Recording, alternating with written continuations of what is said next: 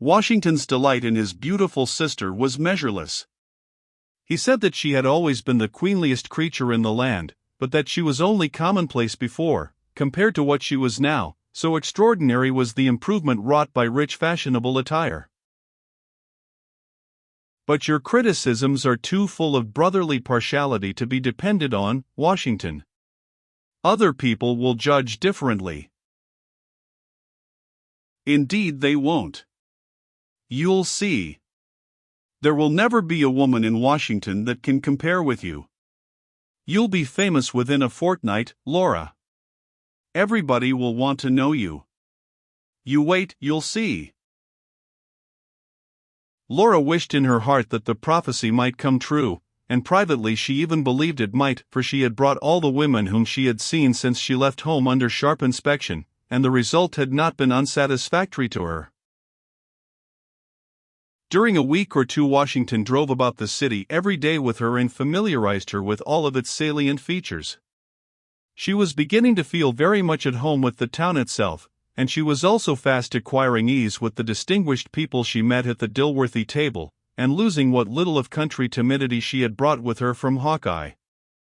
She noticed with secret pleasure the little start of admiration that always manifested itself in the faces of the guests when she entered the drawing room arrayed in evening costume. She took comforting note of the fact that these guests directed a very liberal share of their conversation toward her. She observed with surprise that famous statesmen and soldiers did not talk like gods, as a general thing, but said rather commonplace things for the most part, and she was filled with gratification to discover that she, on the contrary, was making a good many shrewd speeches and now and then a really brilliant one, and furthermore, that they were beginning to be repeated in social circles about the town.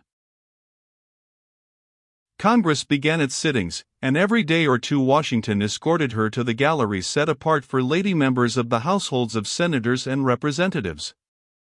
Here was a larger field and a wider competition, but still she saw that many eyes were uplifted toward her face, and that first one person and then another called a neighbor's attention to her. She was not too dull to perceive that the speeches of some of the younger statesmen were delivered about as much and perhaps more at her than to the presiding officer. And she was not sorry to see that the dapper young senator from Iowa came at once and stood in the open space before the president's desk to exhibit his feet as soon as she entered the gallery, whereas she had early learned from common report that his usual custom was to prop them on his desk and enjoy them himself with a selfish disregard of other people's longings.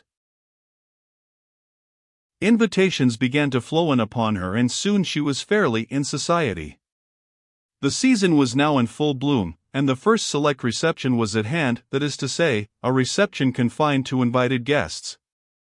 Senator Dilworthy had become well convinced, by this time, that his judgment of the country-bred Missouri girl had not deceived him. It was plain that she was going to be a peerless missionary in the field of labor he designed her for, and therefore it would be perfectly safe and likewise judicious to send her forth well panoplied for her work, so he had added new and still richer costumes to her wardrobe, and assisted their attractions with costly jewelry loans on the future land sale.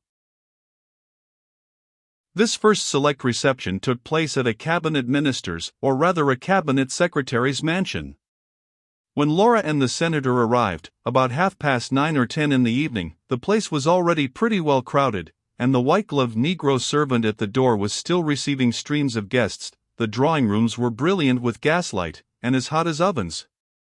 The host and hostess stood just within the door of entrance. Laura was presented, and then she passed on into the maelstrom of bejeweled and richly attired low-neck ladies and white kid-gloved and steel pen-coated gentlemen, and wherever she moved she was followed by a buzz of admiration that was grateful to all her senses, so grateful, indeed, that her white face was tinged and its beauty heightened by a perceptible suffusion of color.